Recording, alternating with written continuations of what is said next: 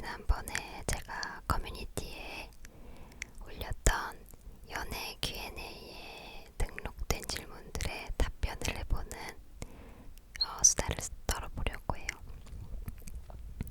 그리고 오늘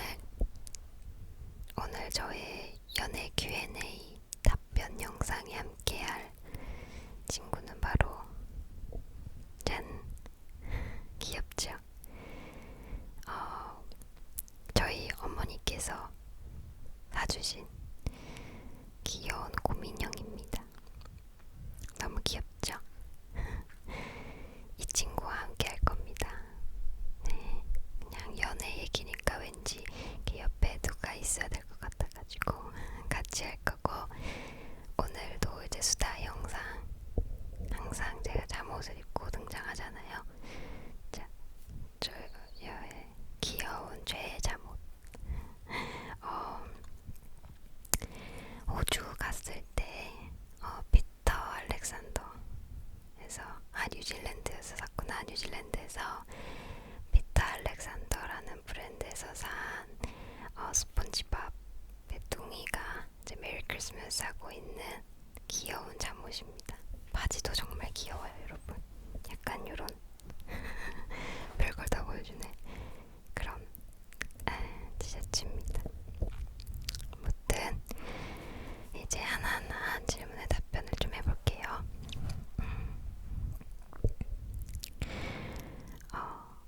연애를 하다 만나러 가기 귀찮거나 그런 적 없었나요?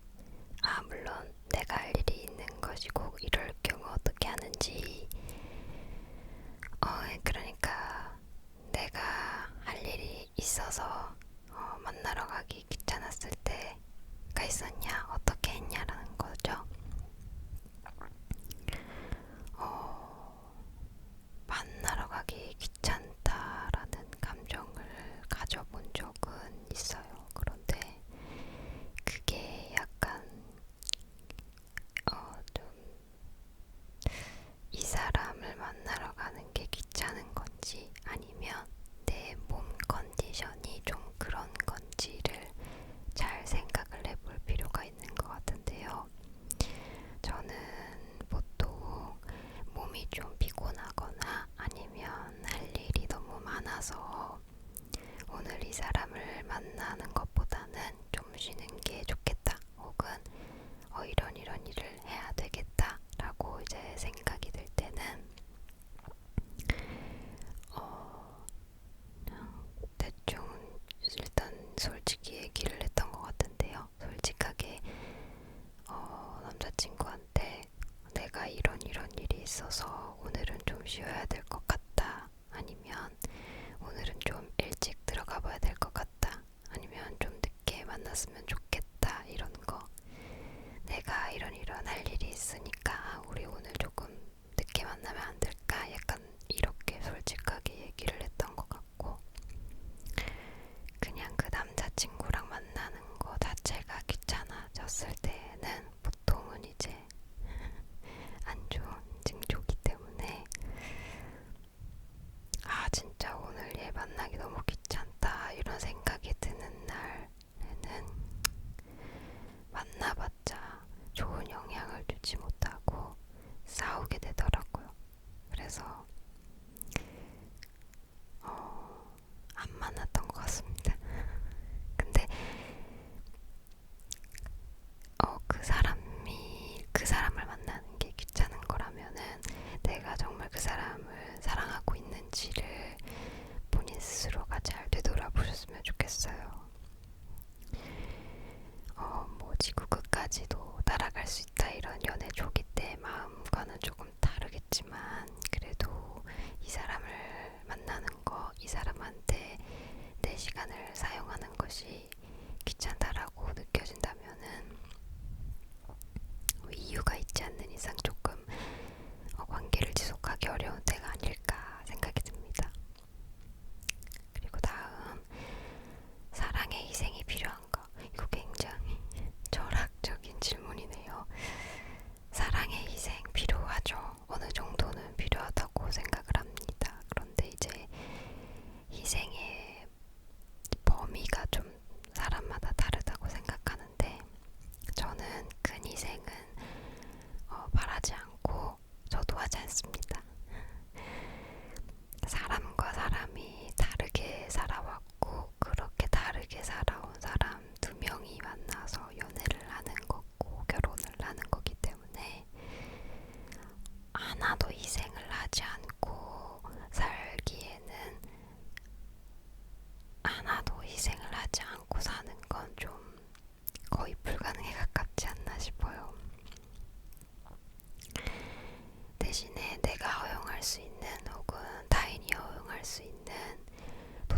제한적인 범위 내에서의 희생은 정말 필요하다고 생각하고요. 예를 들어서 우선순위도 조금 달라지잖아요. 결혼을 하거나 연애를 하면. 그래서 내가 좀 잠을 줄여가면서 연애를 할 수도 있는 거고, 내가 평소에는 좀 못 참던 것들도 좀 참아가면서 할 수도 있는 거고, 타인을 만나면서 인내해야 되는 것들은 필요하다고 생각합니다. 그것이 허용 범위 내에 있다면 필요하다고 생각을 해요. 누나 이상형이 뭐예요? 이상형을 생각해 본 지가 정말 오래됐는데 이상형을 만나본 적이 없어가지고 그냥 이상형이니까 외적으로는 저는 좀 까만 사람을 좋아해요. 그리고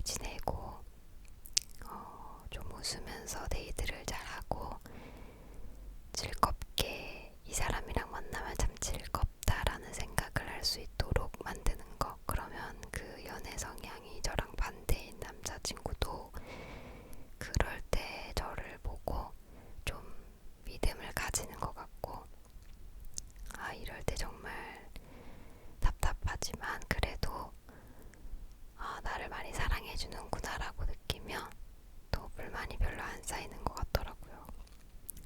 사실 연애 성향이 다르다는 건 표현 방식이 다르다는 말과 비슷하다고 생각을 하거든요. 내 사랑을 표현하는 방식이 다르다. 근데 이 사랑을 표현하는 방식이 다를 뿐이지 그 사람이 나를 사랑한다는 걸 표현한다는 건 같기 때문에 그 사람의 입장에서 사랑을 표현한다라고 생각하면 조금 마음이 넓어지지 않을까 생각합니다. 그래서 표현하는 방식, 연애 방식보다 그 사람이 표현을 한다라는 것에 집중해서 봐보세요. 그러면 마음도 좀 누그러지고 우리는 연애 방식이 참 달라 대신에 새로운 방식으로 나를 사랑하는구나 라고 생각하실 수 있을 겁니다. 그리고 커플이 오래가기 위해 중요하다고 생각하시는 게 있나요? 저도 장기 연애도 해보고 그랬거든요. 근데 커플이 오래가기 위해서 중요한 것은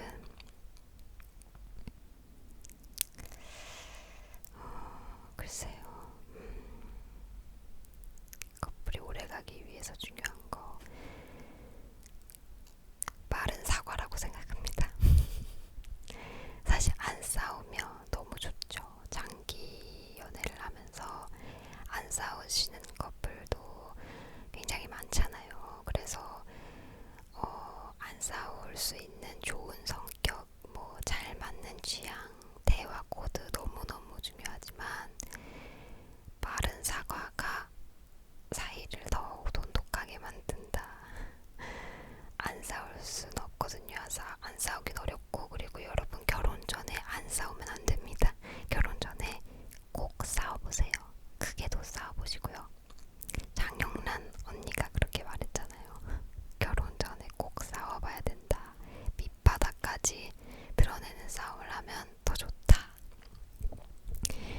그 사과하는 방식을 할 수 있고 이 문제를 해결하는 방식을 할 수 있게 되는 것 같은데요. 오래 가기 위해서는 우리가 사실 오래 간다고 하면은 깊은 상태로 오래 간다 이렇게 생각은 안 하시죠? 그러긴 좀 힘들거든요.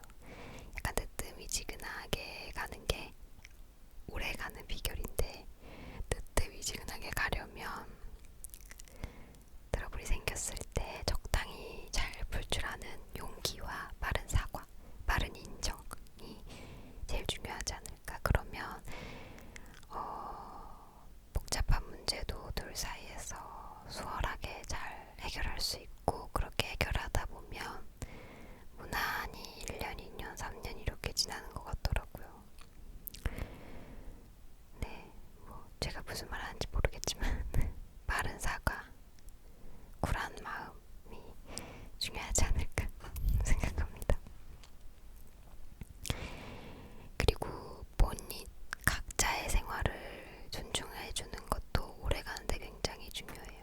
서로에게 너무 올인하면서 지내는 경우는 부딪힐 일도 많아지고 오래가기 좀 힘든 것 같더라고요. 결혼 결심을 하기 전 이 사람이랑 결혼해야겠다라고 느낀 순간이 궁금해요. 저는 사실 신랑 남편이 먼저 결혼을 하자고 했고 장난으로 제가 몇 번 넘겼었어요.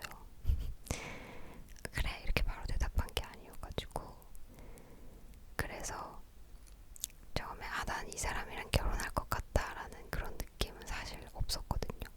근데 신랑이 계속 결혼을 하자고 하는 것을 보면서 진짠가? 진심으로 하는 얘기인가? 왜? 약간 이런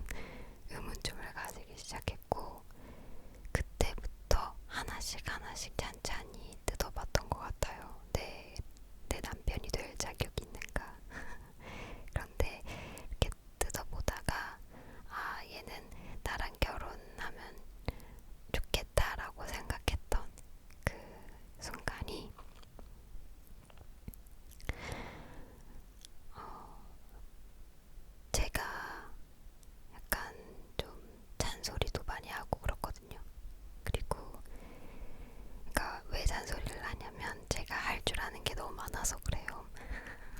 약간 ENTJ 같은데 지금 할 줄 아는 게 너무 많아요.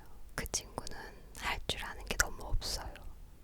그래서 그걸 시킬 때 잔소리를 좀 하는 편이었는데 그걸 좀 안 좋게 받아들일 수도 있고 몇 번 들으면 좀 짜증내할 수도 있는데 연애할 때 그런 게 없었어요.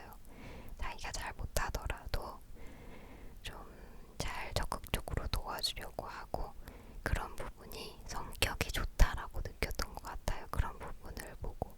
왜냐면 저는 그렇지 않거든요. 저는 약간 좀 짜증을 냈을 수도 있었을 것 같아요. 반대 상황이라면. 근데 저랑 다른 성격이라서 그런지 인내심이 굉장히 강한 것 같더라고요. 그걸 보면서 내가 가지지 못한 점을 보완해 줄 수 있겠다. 그리고 그 친구를 볼 때 마음이 좀 편해져요. 그래서 그런 걸 보고 날카롭지 않게 살 수 있겠다라는 생각이 들어서 결혼을 결심했어요. 그리고 저는 말을 많이 하는 편이고 막 수다 떨고 막 그런 거 좋아하고 제 잘 되는 거 좋아하고 그 친구는 들어주는 걸 좋아하는 편이거든요. 그래서 저는 제 얘기를 막 마음껏 하면서 2시간, 3시간도 수다 떨 수 있고 그런 게 좋았던 것 같아요. 나랑 다른 점, 다른 성격이 장점으로 다가왔을 때 재밌다, 같이 살면 좋겠다 라는 생각을 했던 것 같습니다. 그리고 제일 중요한 건 책임감이에요. 이 사람이 책임감 있게 인생을 사는가를 꼭 보시기 바랍니다. 그게 사실 연애할 때는 잘 안 보일 수 있어요. 그런데 결혼 준비를 하다 보면 보입니다. 내가 평생 지금은 저희가 맞벌이를 하지만 언젠가 외벌이가 될 수도 있고 아이를 낳으면 일시적으로 외벌이를 할 수도 있잖아요. 그랬을 때도 책임감 있게 잘 살 수 있는 사람인지 그런 걸 봐서도 저는 참 좋았던 것 같아요. 왜냐면 저는 좀 침대에서 일어나기도 좀 힘들어하는 편이고 여러 가지로 하기 싫은 일은 잘 안 하는 편이고 약간 그런데 남편은 연애할 때부터 그런 점이 없었어요. 그냥 뭐 해야 된다, 안 해야 된다 뭐 이런 거보다 해야 되면 그냥 뭐 핑계 없이 하는 거고 약간 그런 마인드.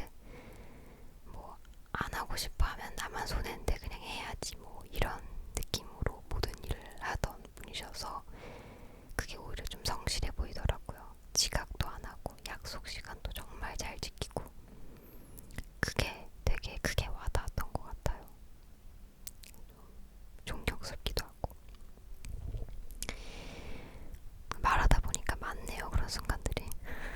제가 좀 이렇게 오래 관찰하면서 봐서 그런가 봐요. 며칠 전 대학 커뮤니티 네브리타임에서 썸에 관한 글을 봤습니다. 누군가와 썸 타는 기간에는 사귀는 게 아니니까 몇 명이랑 썸 타도 상관이 없다는 내용이었어요. 댓글로 그거에 동의하는 사람도 어느 정도 있었습니다. 개인적으로는 상당히 충격 의미로웠는데 꽃집님은 어떻게 생각하시나요? 저는 사실 이게 이론적으로는 사귀는 게 아니기 때문에 몇 명이랑 썸 타도 바람은 아니니까 도덕적으로 뭐 법적으로 안 되는 것도 아니고 사귀는 것도 아니니까 괜찮다라는 그런 내용이라 저는 개인적으로 이게 그냥 이렇게 글로 하면 말이 되는 것처럼 보일 수 있으나 저는 그러게요. 저는 싫습니다. 네, 여러 명과 썸 타는 거 당하고 싶지 않아요. 이게 아니 뭐 어때 사귀는 사이도 아니고 썸 타는 사이인데 여러 명이랑 탈 수도 있는 거 아니야? 라고 얘기를 할 수도 있고 그걸 보고 바람 피웠다라고 할 수 없는 상황이기 때문에 질책할 수 있진 않지만 내가 만약 그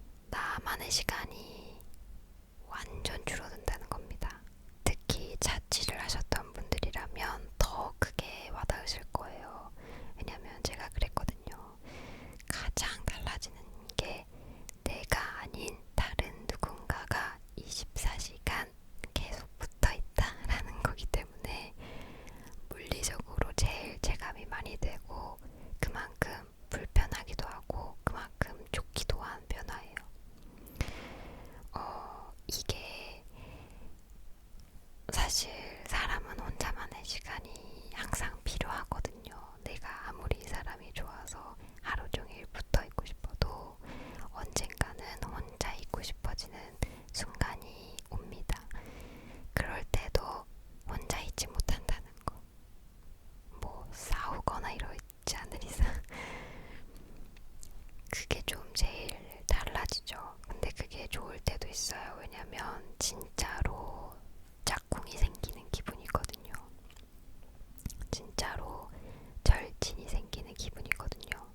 내가 심심하면 그냥 막 데려다 둘 수도 있고 막 가서 말 걸면서 갑자기 수다 떨 수도 있고 그냥 되게 잘 맞는 절친이 생긴 느낌이라서 하루 종일 붙어 있는 게 좋을 때도 있어요. 좀 부부 사이라고 하면은 좀 편할 마음을 가질 수 있잖아요. 왜냐면 가족이기 때문에 뭐 마냥 편하진 않더라도 같이 지내면서 편하게 옷을 입고 편하게 데이트를 할 수도 있고 집에 돌아갈 생각 안 하고 데이트하는 느낌이라고 해야 되나요?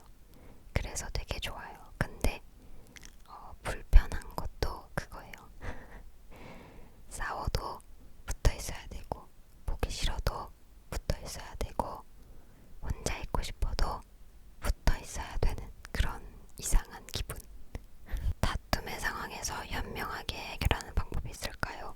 아, 이거 정말 어렵네요. 이거 진짜 어려워요. 왜냐면 다툼을 해결하는 방식이 정말 사람마다 다 다르잖아요. 그렇다 보니까 그 현명하게 다툼을 해결하는 방법이 여간 힘든 일이 아닙니다. 모든 커플분들이 약간 다 하실 수 있는 공감되는 질문인 것 같아요. 제일 대표적인 게 그거잖아요. 바로 푸는 걸 좋아하는 사람과 시간을 가지고 푸는 걸 좋아하는 사람. 저희 부부도 그랬습니다. 저희 부부도 연애할 때 그랬어요. 저는 바로 푸는 걸 좋아하는 타입이고 신랑은 좀 시간을 가지고 나중에 얘기하는 거를 좋아했죠. 근데 그게 저도 이해가 안 갔거든요. 왜냐면 저는 시간을 가지면 계속 안 좋은 생각을 하게 되고 더 화가 이제 북돋아지는 그런 타입이라서 해결을 해야 뭐 어떻게 조금이라도 해결을 해야 시간을 갖든 말든 하지. 이대로 시간을 가지면 난 어떻게 될지 모른다. 약간 이런 느낌이고 신랑은 지금 이렇게 감정이 격해졌을 땐 얘기하고 싶지 않다. 너무 피곤하다. 이렇게 해서 도망가는 타입이었는데 어느 누가 들렸다고 얘기하긴 좀 힘들어요. 왜냐면 그냥 자기한테 맞는 스타일일 뿐이거든요. 그런데 현명하게 대처를 하는 방법은 둘 다를 존중하는 방법을 찾아내는 게 제일 좋겠죠. 저희 부부가 찾아낸 방법은 이렇습니다.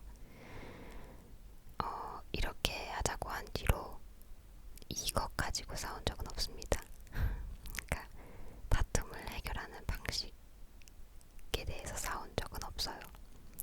어떻게 했냐면 저는 이제 풀지 않고 혹은 얘기를 나누지 않고 이렇게 떨어져 있는 게 싫은 거고 남자친구는 좀 시간을 가지고 기분을 좀 가라앉히고 싶은 거잖아요.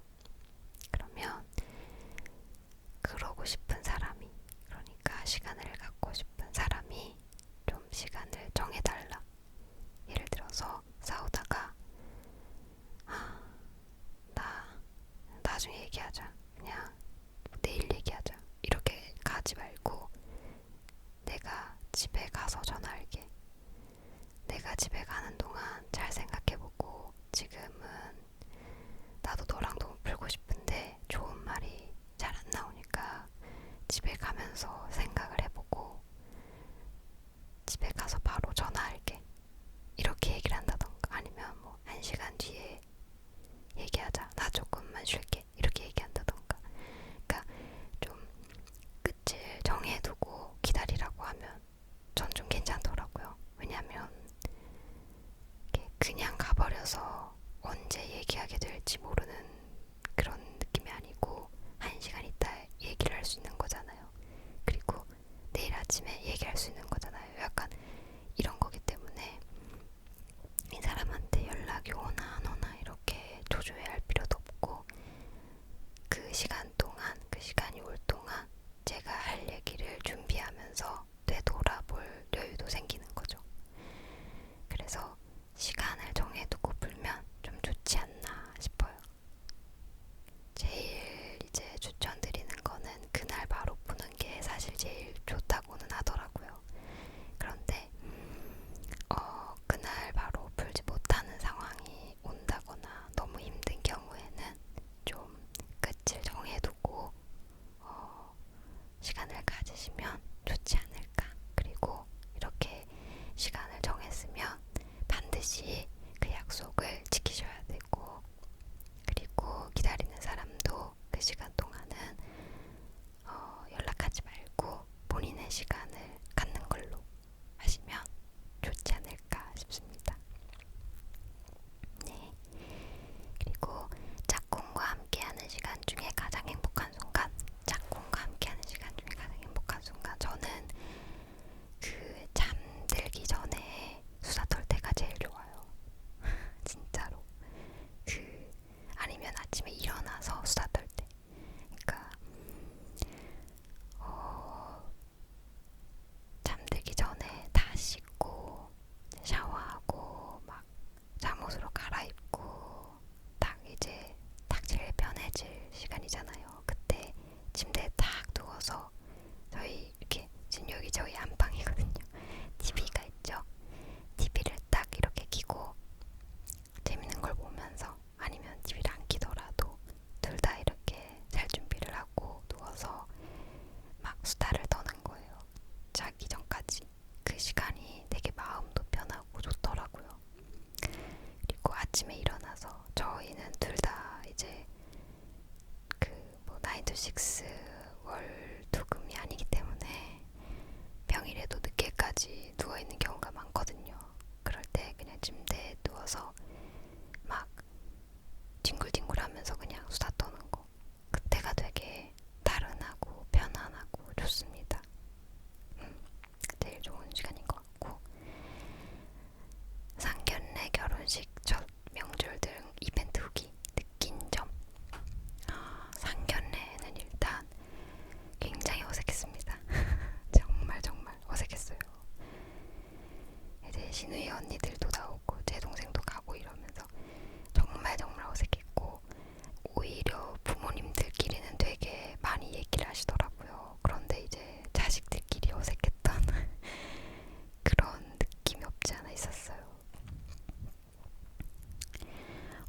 왜냐하면 저희 남편이 막내고 그 누나들이랑 나이 차이가 좀 많이 나요. 그래서 저랑 남편은 동갑이지만 부모님의 나이 차이가 거의 10살 정도 나시거든요. 그래서 저희 부모님도 이제 네, 그러니까 뭐라 그러죠?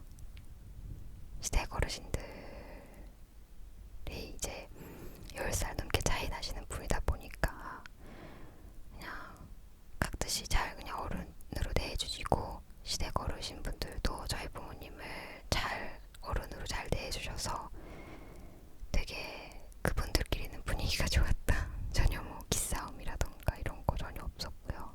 그리고 저희는 이미 결혼식 날짜도 잡고 결혼식장도 잡은 뒤에 상견례를 했어가지고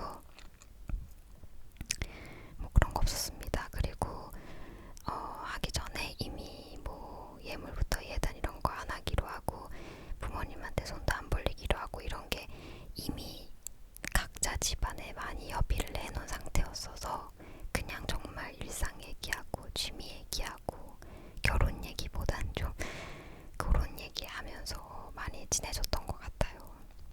좋았어요. 뭐 불편한 거 없었고, 결혼식 정말 저는 너무 좋았어요. 바람 소리가 많이 들어갔어요. 좋아서. 저는 결혼식 재질인 것 같아요. 이게 왜 결혼식 할 때 너무 정신도 없고 긴장해서 오는 사람들도 잘 기억이 안 나고 그때 기억이 잘 안 난다라고 하시는 분도 많더라고요.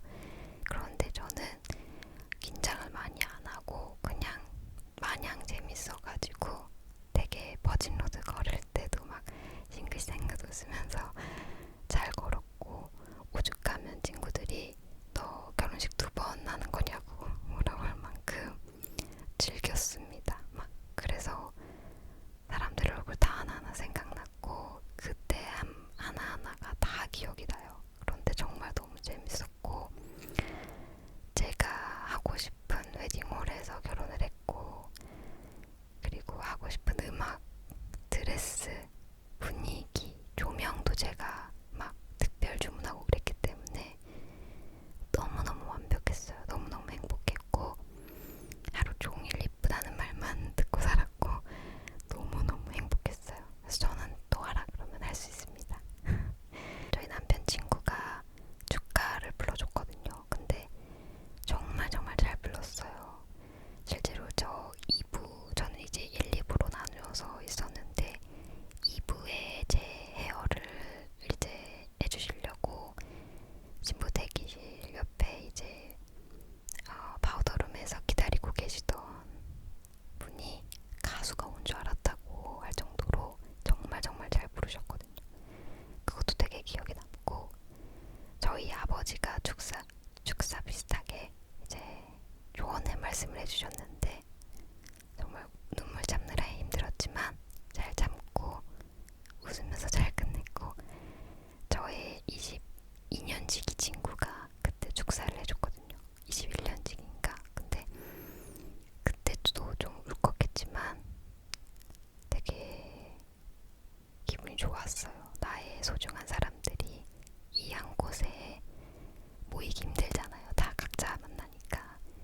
내가 좋아하는 사람들이 쫙 다 모여있고 거기서 모두가 나를 행복하게 축하를 해주고, 내가 좋아하는 음악, 내가 좋아하는 옷, 내가 고른 드레스, 좋아하는 장소에서 정말 예쁘게 결혼식을 하는 거, 꿈만 같았던 하루였습니다. 그리고 저는 그날 저녁에 바로 호주로 넘어갔거든요. 그것까지도 완벽했어요. 그리고 저희는 아직 그 결혼하고 명절을 보낸 적이 없어요. 왜냐면 저희가 결혼을 이제 1월에 했는데 그때 설날 연휴 때 저희는 신혼여행을 가 있었어가지고 그 이후로 아직 명절이 없었기 때문에 아직 명절을 지내본 적이 없습니다. 그리고 저희 시댁이랑 이제 친정이 같은 동네에 있어요. 그래서 그리고 저희 30분 거리예요. 다 서울이고. 그래가지고 딱히 그렇게 뭔가 명절 느낌 나본 적도 없고, 보통 시댁에 놀러 가거나 밥 먹으러 가거나 누구 생일이라고 가지고 모이는 날에도 저한테 집안일 하나도 안 시키세요. 정말 제가 뭐 하려고 하면은 막 하지 말라고 엄청 그러셔가지고, 그래서 그냥 재밌게 잘 놀다 오는 편을 그냥 정말 거실에서 그냥 앉아서 TV 보고 애기들이랑 놀고 그러는 편입니다. 그래서 저는 시댁 시누이 분들이나 시댁 어르신분들 정말 잘 만난 것 같아요. 아직까지 껄끄러운 거 하나 없이 잘 지내고 있습니다. 제가 만약에 이번에 추석